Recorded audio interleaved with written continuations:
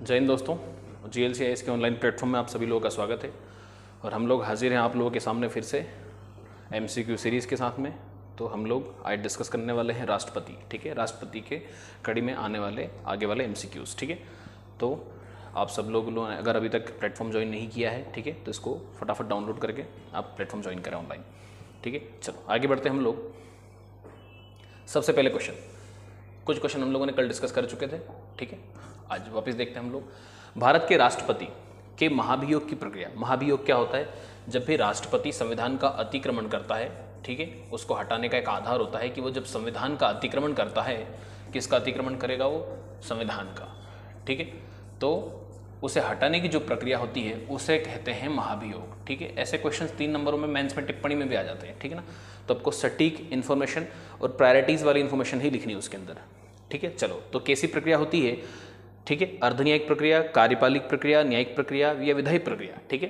तो महाभियोग की जो प्रक्रिया होती है संसद द्वारा उसकी रीति निर्धारित की जाती है, ठीक है। वो कैसी प्रक्रिया होती है? अपने आप में एक अर्धन्यायिक प्रक्रिया होती है। बल्कि कैसी होती है? ये अपने आप में एक क्वासी जुडिशियल प्रोसेस होती है, ठीक है ना। क्वासी जुडिशियल प्रोसेस होती है, ठीक है ना। अर्धन्यायिक प्रक्रिया होती है, ठीक है ना। फिर हम लोग आगे बढ़ते हैं अगले क्वेश्चन की तरफ। पहले इसका एक्सप्लेनेशन देख लेते हैं, ठीक है ना। जिसका जिक्र किसके अंदर?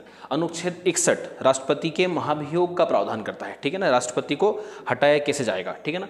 तो सबसे पहले हम लोग देखते हैं अनुच्छेद 61 के अनुसार महाभियोग एक अर्धन्यायिक प्रक्रिया है, ठीक है, जिसका जिक्र है अनुच्छेद 61 के अंदर। ये अर्धन्यायिक प्रक्रिया है जो संसद में चलाई जाती है, ठीक है ना। इसमें राज्यों की विधानसभाएं जो होती हैं वो भाग नहीं लेती। आपके राज्य स्तर की जो विधायिका होती है, जिसे हम लोग क्या कहते हैं, विधानसभाएं, वो भाग नहीं लेती हैं, ठीक है। जबकि अनुच्छेद 54 का ख, ठीक है ना, के अनुसार राष्ट्रपति के निर्वाचक गण का ये भाग होता है, ठीक है। ये राष्ट्रपति के चुनाव में तो भाग लिया, ठीक है ना।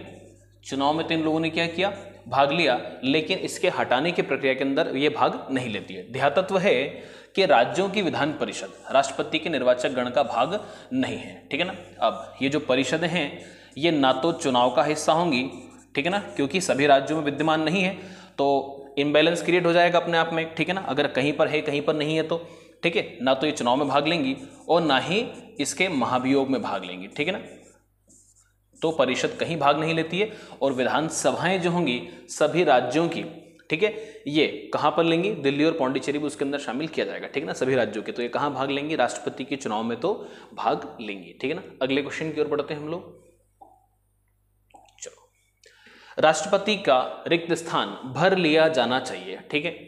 तो अभी मैं आपको बताता हूं कि किसी भी दशा में अगर राष्ट्रपति का पद खाली अगर हो जाता है, ठीक है, तो वैसे तो हम लोगों ने देखा कि उसका हायरार्की सेट है कि कौन व्यक्ति ले लेगा, उसको हम लोग आगे वाले क्वेश्चंस में देखेंगे। लेकिन हम लोगों ने कल भी देखा था कि उसका पद कभी भी खाली नहीं रखा जा सकता, ठीक है, इसीलिए उसको तुरंत किसी दूसरे उत्तराधिकारी को रख दिया जाएगा। लेकिन उसका जो मैक्सिमम लिमिट है वो 6 मंथ है, ठीक है। और उसका पदावधि का जो समय कब से जोड़ा जाएगा? उसके नियुक्त होने की तारीख से, उसके पद ग्रहण करने की तारीख से, ठीक है ना। नियुक्त होने का भी नहीं, जिस दिन उसने पद ग्रहण कर लिया, ठीक है, उस दिन से माना जाएगा, ठीक है। तो 6 महीने उसका आंसर होगा। संविधान के अनुच्छेद, ठीक है ना। तो सबसे पहले हम लोग इसका व्याख्या देख लेते हैं इसकी। संविधान के अनुच्छेद 62(1) के अनुसार राष्ट्रपति की पदावधि की समाप्ति से हुई रिक्ति भरने के लिए निर्वाचन पदावधि की समाप्ति से पहले ही पूर्ण कर लिया जाएगा। अनुच्छेद 62(2), ठीक है ना, ये 1 के अंदर है कि कैसा? अगर राष्ट्रपति का पद समाप्त होने वाला है तो उसके पहले ही उसका चुनाव करवा लिया जाएगा कि ये व्यक्ति गया और दूसरा व्यक्ति आकर तुरंत बैठ जाएगा, उसका पद खाली नहीं रखा जाएगा किसी भी दशा में, ठीक है। अनुच्छेद 62(2) क्या कहता है? के अनुसार यदि रिक्ति राष्ट्रपति की मृत्यु, पद त्याग या पद से हटाए जाने के कारण हुई है, ठीक है ना। अब मृत्यु तो कहकर नहीं आएगी, ठीक है, तो वो व्यक्ति रैंडमली मर जाएगा, तुरंत चुनाव हो नहीं पाएंगे, ठीक है। तो उस रिक्ति को भरने के लिए, ठीक है ना, निर्वाचन रिक्ति होने की तारीख के पश्चात यथाशीघ्र और प्रत्येक दशा में, चाहे कोई भी कंडीशन हो, बीतने से पहले 6 महीने बीतने से पहले और रिक्ति भरने के लिए निर्वाचित व्यक्ति अनुच्छेद 56 के उपबंध के अधीन रहते हुए अपने पद ग्रहण की तारीख से 5 वर्ष की अवधि तक पद ग्रहण करे, ठीक है, अपने पद को धारण वो व्यक्ति करेगा, ठीक है ना। चलो, तो ये हो गई उसकी व्याख्या। एक क्या कहता है कि इसकी जो भी पद खाली होगा उसके पहले आपको भर लेना है उसको, ठीक है। और दूसरे के अंदर अगर मान लो उसकी जो पद खाली हुआ है वो कैसे हुआ है? मृत्यु, पद त्याग या पद से हटाए जाना, रिमूवल के चक्कर में अगर हुआ है तो, ठीक है ना। चलो हम लोग आगे बढ़ते हैं। भारत के राष्ट्रपति की मृत्यु, पदत्याग अथवा हटाए जाने पर पद में हुई रिक्ति को भरने का समय क्या है? ठीक है, तो हम लोग फिर देख लेते हैं। वही लगभग क्या कहा, मैक्सिमम जो लिमिट है वो 6 महीने है, चाहे किसी भी दशा में हो। ठीक है, तो वो भी उसका आंसर क्या होगा आपका 6 महीना। ठीक है, चलो आगे बढ़ते हैं हम लोग। D is the correct answer. तो फिर से हम लोग व्याख्या एक बार मैं रीड आउट कर देता हूं। संविधान के अनुच्छेद 62(1) के अनुसार राष्ट्रपति की पदावधि से हुई रिक्ति को भरने के लिए निर्वाचन पदावधि की समाप्ति से पहले ही पूर्ण कर लिया जाएगा। अनुच्छेद 62(2) के अनुसार यदि रिक्ति राष्ट्रपति की मृत्यु, पदत्याग या पद से हटाए जाने के कारण हुई है तो उसके रिक्ति को भरने के लिए निर्वाचन रिक्त होने की तारीख के पश्चात यथाशीघ्र और प्रत्येक दशा में 6 माह बीतने से पहले किया जाएगा।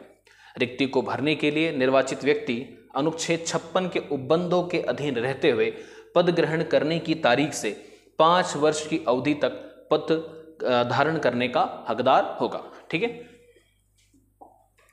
चलो, जब राष्ट्रपति मृत्यु, त्यागपत्र, पदच्युत किया जाना या अन्य कारणों में से अपने कर्तव्यों को नहीं निभा सकता तो उपराष्ट्रपति कितने समय तक राष्ट्रपति के रूप में, देखो सीधी बात है, आज अगर किसी भी कारणवश राष्ट्रपति अपने पद से हट चुका है, ठीक है, या फिर उसका पद खाली है, तो हम लोग सीधे उसको अपॉइंट कर देते हैं। तो रैंडम अगर कोई ऐसा कंडीशन बनती है तो हम लोगों ने फिर भी देखा मैक्सिमम लिमिट क्या 6 महीना, तो उसमें बिल्कुल कंफ्यूज नहीं होना, सीधा 6 माह। ठीक है, सीधा 6 माह। ठीक है ना, तो पहले हम लोग ये प्रोविजन देख ले कि ऐसा कब होता है और उसका प्रावधान अनुच्छेद किस अनुच्छेद में। तो 62(2) के अनुसार राष्ट्रपति की मृत्यु, पदत्याग या रिमूवल, पदच्युत, ठीक है, या अन्य कारण से उसके पद में हुई रिक्ति भरने के लिए निर्वाचन रिक्त तिथि से 6 माह बीतने से पहले, 6 माह कंप्लीट हो उसके पहले ही, अर्थात 65(1) के अनुसार ऐसी दशा में उपराष्ट्रपति 6 माह तक राष्ट्रपति रह सकता है। ठीक है, उपराष्ट्रपति का हम लोगों ने पहले भी देखा कि उपराष्ट्रपति होने के नाते उसे कभी भी तीसरे उसके जो वेतन भत्ता है उसे नहीं मिलता है।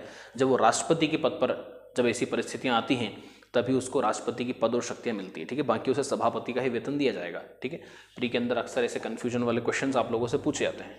ठीक है, चलो हम लोग आगे बढ़ते हैं। यदि मृत्यु, त्यागपत्र अथवा हटाए जाने की स्थिति में भारत के राष्ट्रपति का पद रिक्त हो जाए तो उस पद का कार्यभार कौन संभालेगा?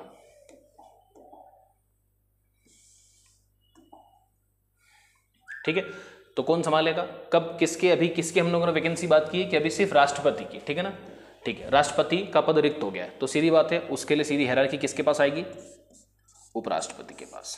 ठीक है, अगर ये भी ना रहे तब इसके पास जाएगी। ठीक है ना, तो यहां करेक्ट आंसर क्या है? यहां करेक्ट आंसर सी है। ठीक है ना, कंफ्यूज मत होना। ठीक है ना, यहां करेक्ट आंसर है आपका सी। आगे देखते हैं। अनुच्छेद 65 के अनुसार यदि मृत्यु, त्यागपत्र अथवा हटाए जाने की स्थिति में राष्ट्रपति का पद रिक्त हो तो पद का कार्यभार उपराष्ट्रपति संभालेगा, तथा यदि किन्हीं कारणों में से उपराष्ट्रपति भी उपलब्ध नहीं हो तो उच्चतम न्यायालय का मुख्य न्यायाधीश या उसके ना रहने पर उसी न्यायालय का वरिष्ठतम न्यायाधीश, ठीक है, उस समय उपलब्ध होगा। ठीक है, उपलब्ध है, राष्ट्रपति के कृत्यों को संपादित करेगा। राष्ट्रपति उत्तराधिकार अधिनियम ये कब आया है? 1969 में, president discharge of functions bill 1969। ठीक है ना, चलो आगे बढ़ते हैं हम लोग। तो कहां तक आ गए हम लोग? 6वें क्वेश्चन तक हम लोग आ चुके हैं। ठीक है ना, चलो कथनों को देखते हैं। निम्नलिखित कथनों पर विचार कीजिए और नीचे दिए कूट से सही उत्तर का चुनाव करिए। ठीक है ना, तो हम लोग आगे बढ़ते हैं। संघ की कार्यपालिका शक्ति प्रधानमंत्री में निहित होती है, एकदम गलत। पहले भी हम लोग, कल भी हम लोग देख चुके, राष्ट्रपति के अंदर होती है। प्रधानमंत्री की नियुक्ति राष्ट्रपति करता है। हाँ, प्रधानमंत्री मंत्रिपरिषद का प्रधान होता है, बिल्कुल। यह आवश्यक नहीं कि नियुक्ति के समय प्रधानमंत्री संसद के किसी सदन का सदस्य हो, बिल्कुल। ठीक है ना, हो सकता है। ठीक है, तो ये जो कंडीशन है यहाँ की, सिर्फ पहला वाला गलत है, बाकी सब सही है। ठीक है, चलो आगे बढ़ते हैं। तो सी इज द करेक्ट ऑप्शन। ठीक है, सी इज द करेक्ट ऑप्शन। हम लोग संविधान के अनुच्छेद 53(1) के अनुसार संघ की कार्यपालिका शक्ति राष्ट्रपति में निहित होती है। वह इसका प्रयोग संविधान के अनुसार स्वयं या अपने अधीनस्थ अधिकारियों के द्वारा करेगा। ये कौन होते हैं? मंत्रिपरिषद के लोग।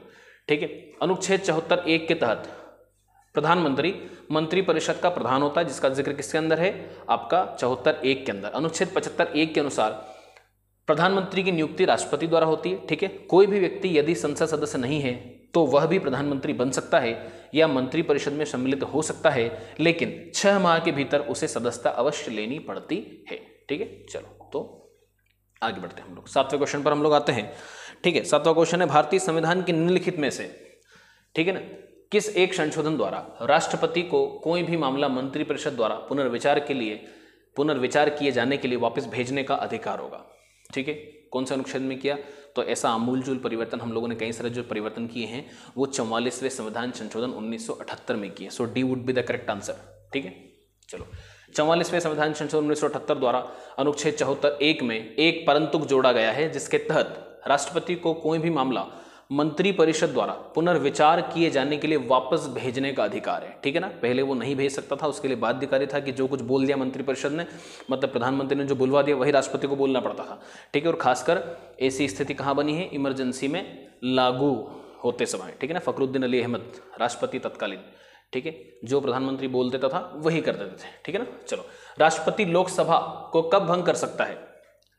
ठीक है ना, भारत के प्रधान न्यायाधीश की अनुशंसा पर, लोकसभा की अनुशंसा पर, केंद्रीय मंत्रिमंडल की अनुशंसा पर, या राज्यसभा की अनुशंसा पर? ठीक है ना, तो किसकी? लोकसभा को तो भंग ही करेगा, उससे थोड़ी पूछेगा, केंद्रीय मंत्रिमंडल की अनुशंसा पर। ठीक है, C would be the correct answer. ठीक है, सी अनुच्छेद, और इसका जिक्र किसके अंदर? अनुच्छेद 85(2) का खंड ख, ठीक है ना, के अनुसार राष्ट्रपति लोकसभा भंग कर सकता है, किंतु राष्ट्रपति की यह शक्ति अनुच्छेद 74(1) के अधीन है, अर्थात वह ऐसा केंद्रीय मंत्रिमंडल की अनुशंसा पर ही कर सकता है। उल्लेखनीय है कि मंत्रिमंडल में कैबिनेट स्तर के मंत्री शामिल होते हैं, जबकि मंत्रिपरिषद में सभी कैबिनेट, राज्य मंत्री, उप मंत्री सभी शामिल होते हैं। ठीक है ना, तो उसने ऐसा क्या कहा?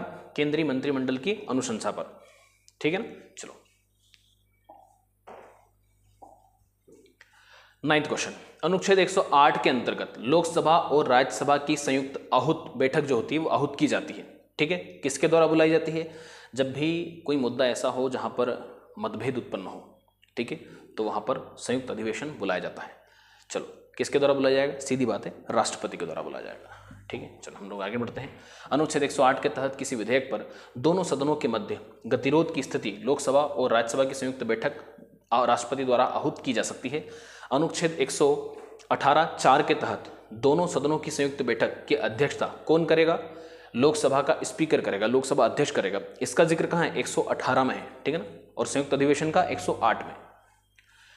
भारत के राष्ट्रपति ने जिस एक मात्र मामले में अपने वीटो की शक्ति का प्रयोग किया था, ठीक है ना, यहाँ वीटो के भी अलग अलग तरीके हैं, अलग अलग प्रकार हैं। ठीक है ना, तो उसमें हम डिफरेंशिएशन देखेंगे। ठीक है ना, तो यहाँ हम लोग वीटो, एब्सोल्यूट वीटो की बात करेंगे। ठीक है, आत्यंतिक वीटो की। तो यहाँ पर देखें, भारतीय डाकघर संशोधन अधिनियम जो था, विधेयक जो था, इस पर वीटो का पावर यूज कर लिया था उन्होंने। ठीक है, इसका व्याख्या पूरी की पूरी देख लो ताकि आप लोगों को थोड़ा सा डाउट और क्लियर हो जाए कि पेप्सू विधेयक, ठीक है ना, पेप्सू विनियोग विधेयक के मामले में 1954 में राष्ट्रपति डॉक्टर राजेंद्र प्रसाद ने आंतरिक वीटो का प्रयोग किया था। ठीक है ना, ये तब की परिस्थिति है। जबकि 1986 में राष्ट्रपति ज्ञानी जेल सिंह ने भारतीय डाकघर संशोधन विधेयक पर पॉकेट वीटो का इस्तेमाल किया था। ठीक है ना, जिसे हम लोग क्या कहते हैं? जेबी वीटो। ठीक है, जेब में रख लेना, पॉकेट के अंदर रख लेना और कोई जवाब ना देना। ठीक है ना, आंतरिक वीटो मंत्रिमंडल के इच्छाधीन होता है। ठीक है, अब यहां इसी वीटो को सही इसलिए माना गया क्योंकि जेबी वीटो जो होता है वो अपने हिसाब से राष्ट्रपति खुद ही यूज कर सकता है। ठीक है ना, रख लिया जेब में, नहीं बताना किसी को, कोई हाँ या ना। लेकिन जो आपका पॉकेट, ठीक है ना, ये जो आंतरिक वीटो मंत्रिमंडल की इच्छाधीन होगा। कहने का मतलब ये कि आंतरिक वीटो आपको अगर यूज करना है, एब्सोल्यूट वीटो अगर आप लोगों को यूज करना है तो उसके लिए आपको मंत्रिमंडल पर निर्भर रहना पड़ेगा। अतः पॉकेट वीटो ही स्वेच्छा से लिया जा सकता है, इसलिए विकल्प सी सही उत्तर होगा। ठीक है, तो ये आपकी सीरीज का लास्ट क्वेश्चन था और लास्ट एक्सप्लेनेशन। ठीक है, जय हिंद, थैंक यू।